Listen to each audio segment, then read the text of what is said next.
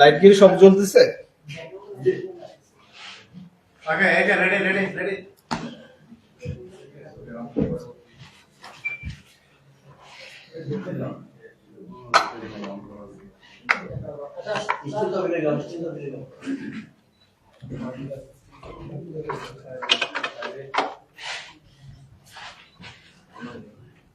আপনারা রেডি হলে বলেন আমাকে। ওকে, রেডি। আসসালামু আলাইকুম। সিলেট মহানগরীতে সম্প্রতি চুরি এবং ছিনতাইয়ের আশঙ্কাজনক বৃদ্ধি এবং বিভিন্ন দুঃসাহসিক ও নৃশংস ছিনতাইয়ের ঘটনা সামাজিক যোগাযোগ মাধ্যমে ভাইরাল হওয়ার পরে একটি নগরবাসীর মধ্যে আতঙ্ক ছড়িয়ে পড়ে। সম্প্রতি গতকাল নতুন কুড়ি স্পোর্টস 2026 উদ্বোধন এবং বিভিন্ন উন্নয়নমূলক কর্মসূচি উদ্বোধন, খাল খনন ইত্যাদি কর্মকাণ্ডে মাননীয় প্রধানমন্ত্রী সিলেট জেলা সফর করেন।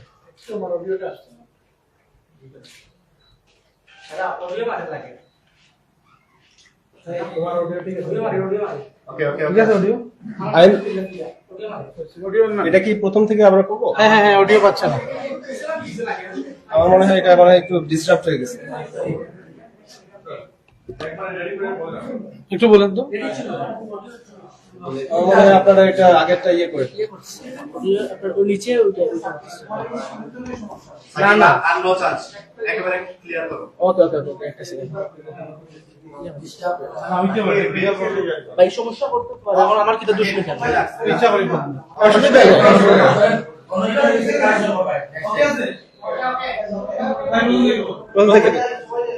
ঠিক আছে, শুরু করছি। সিলেটে সাম্প্রতিক সময়ে নগরবাসীর আতঙ্কের বিষয় হয়ে দাঁড়ায় চুরি এবং ছিনতাইয়ের উদ্বেগজনক বৃদ্ধি। সাম্প্রতিক সময়ে সামাজিক যোগাযোগ মাধ্যমে বিভিন্ন দুঃসাহসিক এবং নৃশংস ছিনতাইয়ের ঘটনা ভাইরাল হওয়ার পরে নগরবাসীর মধ্যে আতঙ্ক ছড়িয়ে পড়ে। গতকাল গণপ্রজাতন্ত্রী বাংলাদেশ সরকারের মাননীয় প্রধানমন্ত্রী নতুন কুড়ি স্পোর্টস 2026 উদ্বোধন এবং খাল খনন এবং বিভিন্ন উন্নয়নমূলক কর্মসূচির উদ্বোধনের প্রয়োজনে সিলেট জেলা সফর করেন। কিন্তু এই চুরি এবং ছিনতাইয়ের যে উদ্বেগজনক বৃদ্ধি এবং আইন শৃঙ্খলা পরিস্থিতি নিয়ন্ত্রণে র্যাব নয় বিভিন্ন ঝুঁকিপূর্ণ এলাকা, বিশেষ করে নগরের যেসব প্রাইম পয়েন্টে তাদের গোয়েন্দা তৎপরতা বৃদ্ধি করে এবং সার্বিকভাবে পরিস্থিতি নিয়ন্ত্রণে রাখার চেষ্টা করে। এরই ধারাবাহিকতায় গতকাল কোতোয়ালি থানাধীন জেলা স্টেডিয়াম সংলগ্ন এলাকায় আমরা গোপন তথ্যের ভিত্তিতে সংবাদ পাই কতিপয় দুষ্কৃতিকারী ছিনতাইকারী জেলা স্টেডিয়াম সংলগ্ন এলাকায় অবস্থান করছে দেশীয় অস্ত্রসহ এবং তারা সাধারণ পথচারীদের টার্গেট করার বিষয়ে উদ্যোগ নিচ্ছে। এর পরিপ্রেক্ষিতে আমাদের চৌকস আভিযানিক দল অতি দ্রুত সময়ের মধ্যে ঘটনাস্থলে পৌঁছায় এবং তাদেরকে গ্রেফতার করার চেষ্টা করে। এর প্রেক্ষিতে তারা ঘটনাস্থলে দ্রুত পালানোর চেষ্টা করলেও আমরা চৌকস দল অত্যন্ত তৎপরতার সাথে তাদেরকে গ্রেফতার করতে সক্ষম হয়। এই 5 জন যাদেরকে আমরা গ্রেফতার করেছি জেলা স্টেডিয়াম থেকে, তাদের আবার পরবর্তীতে তারা তথ্য দেয় যে সিলেটের আম্বরখানা পয়েন্টের একটি হোটেল সানরাইজ হোটেল, সেই সানরাইজ হোটেলের 202 নম্বর কক্ষে তাদের সিন্ডিকেটের আরো কিছু সদস্য অবস্থান করছে। এই তথ্যের ভিত্তিতে আমরা ওই হোটেলেও অভিযান পরিচালনা করি এবং আরো 5 জন সদস্যকে গ্রেফতার করতে সক্ষম হই। তাদের প্রত্যেকের কাছে ছিনতাইয়ের আলামত হিসাবে কিছু দেশীয় অস্ত্রশস্ত্র যেমন ব্লেড, ছুরি, চাকু এবং উদ্ধারকৃত বিভিন্ন মোবাইল সেট আমরা উদ্ধার করতে সক্ষম হয়েছি। গ্রেফতারকৃত আসামিদের নামে দেশের বিভিন্ন থানায় দস্যুতা এবং ডাকাতি, ছিনতাইয়ের মামলা রয়েছে, যা থেকে প্রাথমিকভাবে ধারণা করা যাচ্ছে তারা পেশাদার এবং সংঘবদ্ধ আন্তঃজেলা ছিনতাইকারী দলের সদস্য। গ্রেফতারকৃত আসামিদের মধ্যে 1 জন শুধুমাত্র সিলেটবাসী, এছাড়া 9 জন নারায়ণগঞ্জ জেলার বাসিন্দা, যারা ছিনতাইয়ের উদ্দেশ্যে গতকাল মাননীয় প্রধানমন্ত্রীর সফর উপলক্ষে ব্যাপক জনসমাগমের সুযোগকে কাজে লাগিয়ে এবং মানুষের অসাবধানতার সুযোগ নিয়ে পথচারীদের টার্গেট করে বিভিন্নভাবে এই ছিনতাইয়ের ঘটনার উদ্দেশ্যে তারা গতকাল তার আগের দিনই আগমন করেছে বলে জানা গিয়েছে। যা থেকে সাম্প্রতিক সময়ে সিলেট মহানগরীর বিভিন্ন পয়েন্টে চাঞ্চল্যকর ছিনতাইয়ের ঘটনাগুলোর সাথে দেশের বিভিন্ন এলাকার সংঘবদ্ধ অপরাধী চক্রের জড়িত থাকার প্রমাণ পাওয়া যায়। যারা পর্যটন নগরী সিলেটে এই বর্ষাকালকে কেন্দ্র করে সিলেটে পর্যটকদের আগমন ঘটে, এই সুযোগে তারা পর্যটক বেশি অবস্থান করে এই ধরনের ভিন্ন অপরাধে সংগঠিত করে থাকার প্রচেষ্টা প্রমাণ পাওয়া গেছে। উল্লেখ্য যে ত্রয়োদশ জাতীয় সংসদ নির্বাচন পরবর্তী সময়ে বিগত 2.5 মাসে র্যাব 9 অবৈধ অস্ত্র, মাদক, চোরাচালান এবং বিভিন্ন গুরুত্বপূর্ণ আসামিদের ধরার জন্য তাদের প্রচেষ্টা অব্যাহত রেখেছে। যদি সংখ্যানুতত্ত্ব প্রকাশ করা হয় সেক্ষেত্রে আমরা বলতে পারি অবৈধ অস্ত্র উদ্ধারে এখন পর্যন্ত একটি শটগান, 1 শুটার গান, একটি বন্দুক, 10টি এয়ারগান উদ্ধার করেছি। বিস্ফোরক দ্রব্যের মধ্যে 108টি ডেটোনেটর, 14টি ককটেল, 5 কেজি পাওয়ার জেল বিস্ফোরক উদ্ধার করা হয়েছে। মাদক নির্মূলে বর্তমান সরকারের একটি বিশেষ প্রচেষ্টা এবং তাদের নির্দেশনা রয়েছে। এর প্রেক্ষিতে আমরা 1350 কেজি প্রায় গাঁজা, 12,500 পিস ইয়াবা, 480 বোতল স্কফ সিরাপ সহ 150 বোতল ফেন্সিডিল, 435 লিটার বিদেশি মদ, 14 লিটার বিয়ার এবং 81 লক্ষ টাকা মূল্যমানের ভারতীয় চোরাচালান পণ্য জব্দ করতে সক্ষম হই।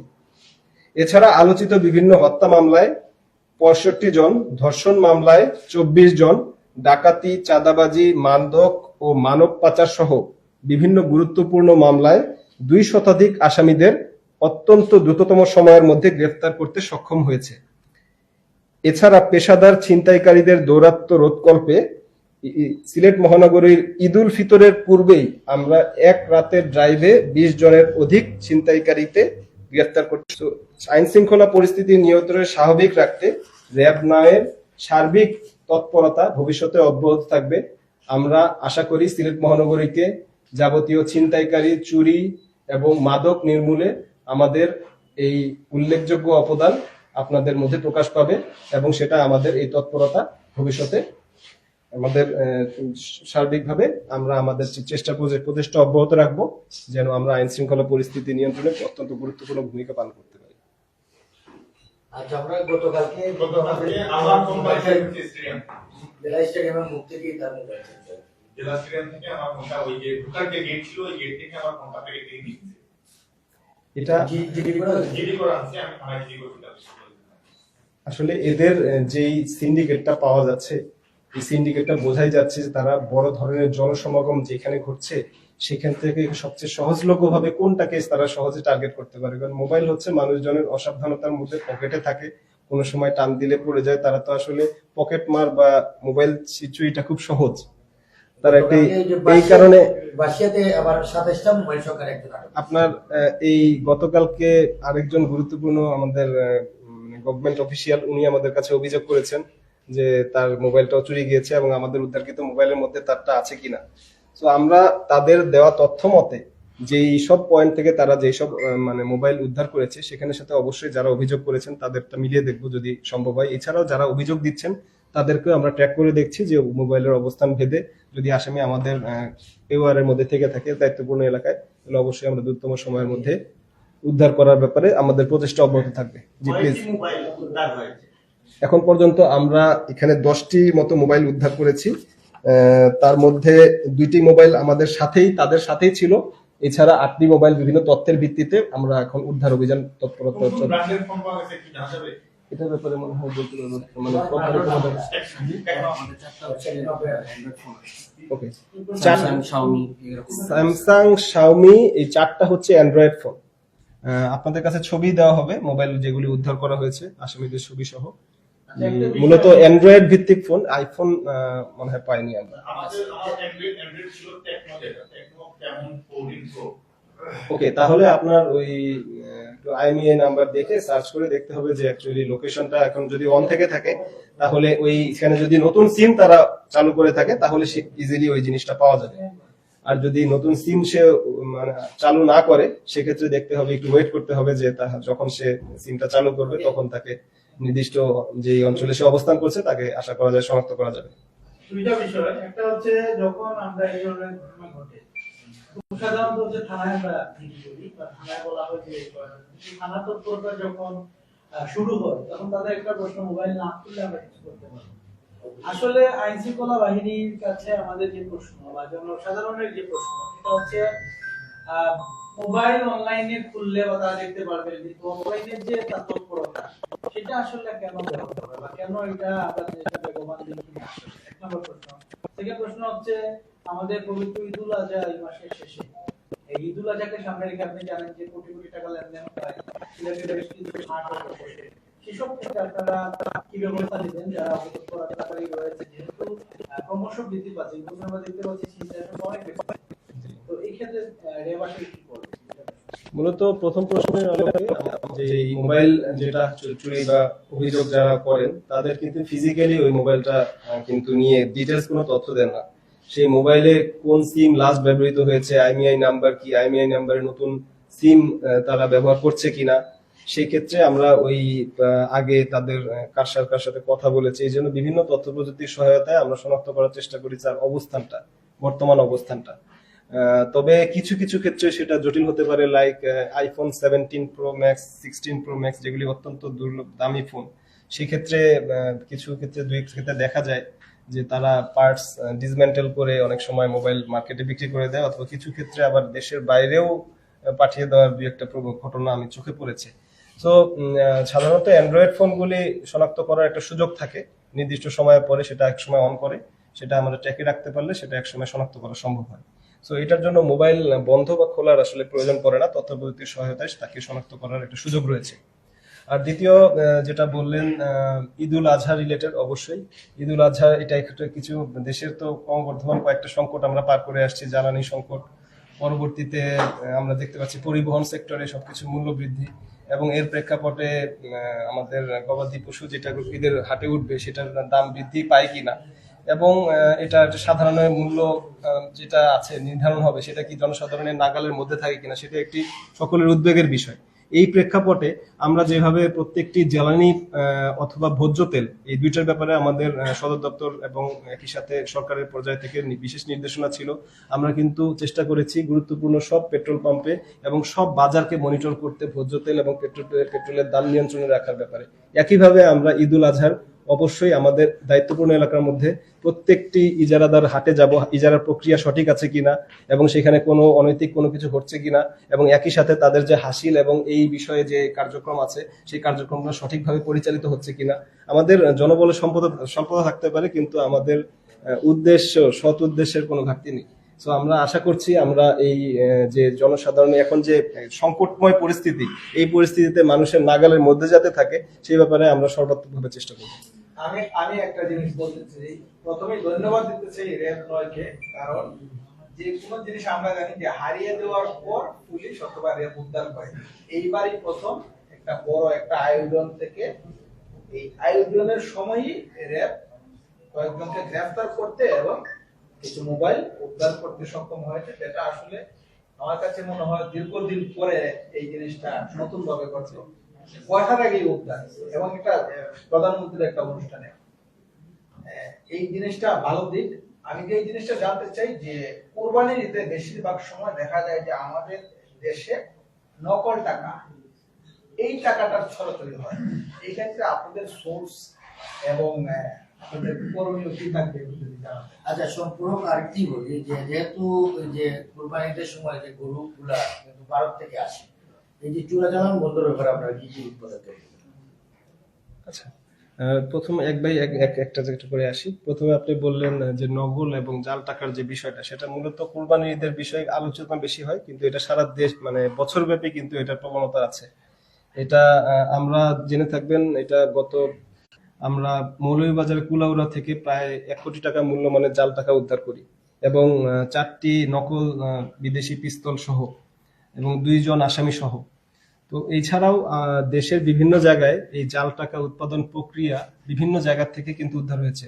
আমাদের অভিযানের প্রেক্ষিতে র্যাব 7 চিটাগং থেকে প্রায় 20 কোটি টাকা মূল্যমানের জাল টাকা উদ্ধার করতে সক্ষম হয়। তো এই জিনিসটা এখন জাল টাকাটার বিষয়টা এরকম, চক্রটা এরকম, কিছু ক্ষেত্রে তারা জাল টাকা আসলে প্রোভাইড করে, কিছু ক্ষেত্রে প্রতারণা আশ্রয় নিয়ে তারা জাল টাকা দেয় না, কিন্তু দাবি করে তাদের কাছে আছে, তাদের কাছে বিকাশের মাধ্যমে প্রতারণা করে।